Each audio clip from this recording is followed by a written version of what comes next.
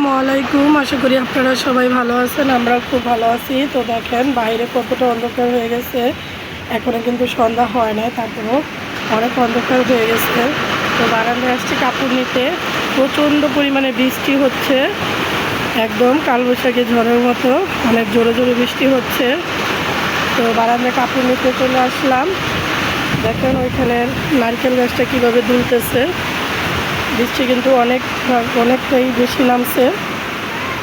তো আল্লাহর রহমতে আল্লাহ দিনে ঠান্ডা করে দিল। 2 দিন যা গরম পড়ছে সেই হিসেবে বৃষ্টিটা না হলে হয়তো ঠান্ডাটা হইতো না। তো সব অনেকক্ষণ যদি বৃষ্টি হয় তাহলে সব কিছু ঠান্ডা হয়ে যাবে। আমি বারান্দা থেকে এই যে কাপড় নিতে চলে আসছি। আর এই দেখেন বৃষ্টিটা উপভোগ করতেছি। দূরে সব মেঘ দেখেন একসাথে জড়ো হয়ে আছে মনে হচ্ছে। আর ওই যে দূরে মনে হচ্ছে কালো কুয়াশার মতো হয়ে আছে, খুব সুন্দর। তো অনেক বৃষ্টি নামছে মুষলধারে, তো পানির হিচা আসতেছে বাইরে থেকে। তো বৃষ্টির সাথে বাতাস বইতেছে, তো সেজন্য অনেকটা পরিমাণ বৃষ্টি হচ্ছে। বৃষ্টি ভালোই লাগে, একদম ভিজে যাইতেছি। আমি চলে যাই, দেখা হচ্ছে একটু পরে। এখানে বৃষ্টি অনেক জোরেই হচ্ছে, একদম পানি, বৃষ্টির পানি একদম আমার হাতে পড়ছে, সুন্দর। একটা লাউ নিয়ে আসছিল, তো এই লাউটা এখন কেটে নেব।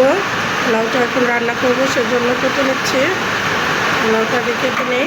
বাইরে কিন্তু প্রচণ্ড বৃষ্টি হচ্ছে, বৃষ্টির কিন্তু অনেকটা শব্দ আসতেছে। আগে লাউটা কেটে নেই। হয়ে গেছে, পৃথিবীটা ঠান্ডা হওয়ার জন্য এই বৃষ্টিটা অত্যন্ত প্রয়োজন ছিল। তো 1-1.5 ঘন্টার মতো বৃষ্টিটা হয়েছে। তো বৃষ্টিটা শেষ, আমি এখানে রান্না বসিয়ে দিয়েছি। তো প্রথমেই কড়াইটা বসিয়ে দিয়েছি। তো কড়াইতে তেল গরম হলে আমি আরেকটা কড়াইতে গরম করার তেল আছে, মেয়েদের জন্য ভাজা পোড়া করেছিলাম, সেই তেলটা আছে। তো সেখান থেকে একটু তেল দিয়ে দেবো। তো আমি লাউটা দেখাইছিলাম, সেই লাউটা আমি এখন ভাজি করব চিংড়ি মাছ দিয়ে। লাউ ভাজি কিন্তু আমার অনেক ফেভারেট, আর এইভাবে লাউ ভাজি করলে আপনার কাছেও ফেভারেট হয়ে যাবে, আমার কাছে যেমন। প্রথমে পেঁয়াজ কিছু দিয়ে দিলাম, সাথে কিছু কলা, কাঁচামরিচ, সুন্দর করে দিয়ে আমি এর ভিতরে কিছু চিংড়ি মাছও দিয়ে দেবো। তো চিংড়ি মাছ ছাড়াও কিন্তু লাউ ভাজিটা করা যায়, খেতেও ভালো লাগে, কিন্তু আমি একটু চিংড়ি মাছটা দিই গ্রানের জন্য, এতে করে খেতে খুব ভালো লাগে। তো সামান্য পরিমাণে কিছু চিংড়ি মাছ দিয়ে দিলাম শুধু সেন্টের জন্য। সাথে দিয়ে দেবো হলুদ, আর হচ্ছে একটু লবণ না, পরিমাণ মতো লবণ, আর হলুদটা দেবো সামান্য পরিমাণে, ঠিক আছে। তো সেজন্য দিয়ে দিচ্ছি। তো হলুদ আর দিয়ে দিলাম লবণ। এখন আমি ধুয়ে রাখা সেই আলু লাউর ছিলকাটা দিয়ে দেবো। একটু পানি পানি থাকলে সেদ্ধটা ভালো হবে, কিন্তু লাউ ছিলকা ভাজিটা কিন্তু ঝরঝরাই হবে। তো দিয়ে দিলাম। এখন নাড়াচাড়া দিয়ে ঢাকনাটা দিয়ে ঢেকে দেবো কিছুক্ষণের জন্য, যাতে সেদ্ধ হয়। আর ভাজিটা আমি ঝরঝরাই রাখবো, ভাজিটা কোনো মতে কিছু হবে না। দেখেন ভাজিটা করি, আলু বুঝতে পারছি কীভাবে করতেছি। ঢাকনা দিয়ে ঢেকে দিলাম। এখন ঢাকনা উঠিয়ে একটু নাড়াচাড়া দিয়ে দেবো, ভালো করে নাড়াচাড়া দিয়ে দিচ্ছি। এখন আর আমি ঢাকনাটা দেবো না, তাহলে কিন্তু কাদা কাদা হয়ে যাবে, মানে নরম হয়ে যাবে।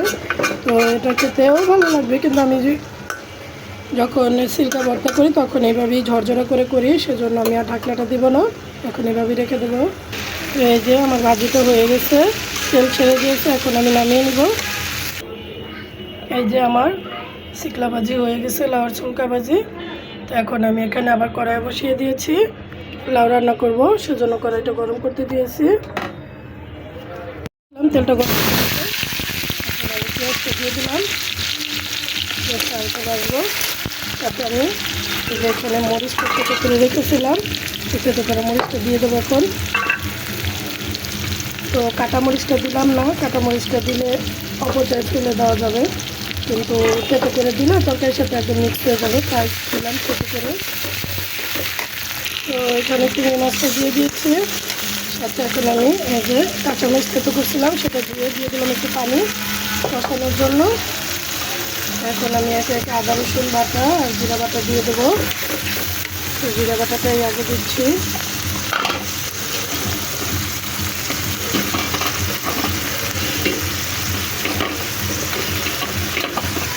তো সব মশলা একসাথে দিয়ে দিয়েছি, একটু নাড়াচাড়া করে নেবো, মশলাটা একটু কষিয়ে নেবো।